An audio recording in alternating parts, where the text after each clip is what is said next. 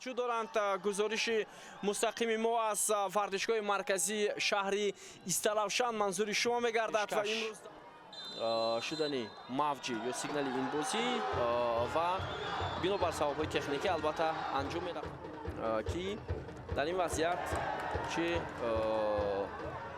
حالت رو بازیگران تیمی میکنن فوتبالبازان میکیتم پس با جریمه‌گاه امکانیت برای تیم وخش به توجه میکنیم. بنجامین امپونس شاید ضربه از همین موقع اجرا میشود ولی ضربه خطا بود.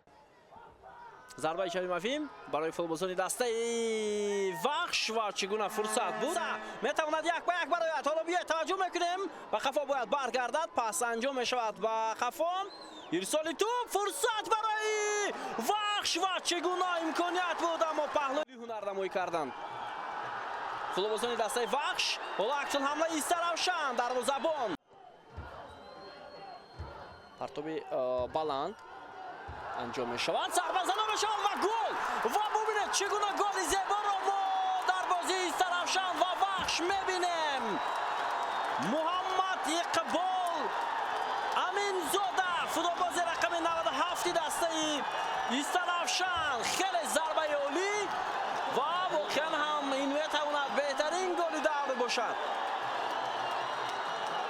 خیلی عالی ضربه زد فوتبالباز دسته استرافشان در ضربه خیلی سختی نوع عطاف در همین گونه لحظه فرصت برای دسته استرافشان و چگونه امکانیت بود برای محمد اقبال امینزاده ولی داور اشاره میکرد توپ از میدان بیرون شد.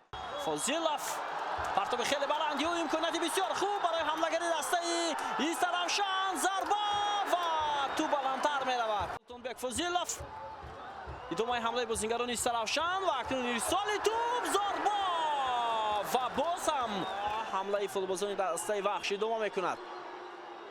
حالا احتم نظرف پرتاب احتم ضربه و گل دروازه‌بان گل میزند دوستان عزیز دیمیترو فیرسوف و حساب 1-1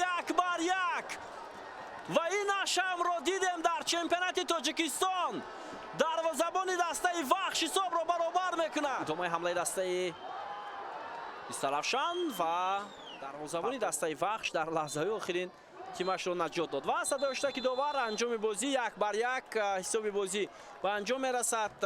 در دقیقه 78 محمد اقبال امینزاده از استرافشان حساب را باز کرد و در دقیقه 93 دروازه‌بان دسته وخش دیمیترو فاستوف نتیجه را 1-1 نمود.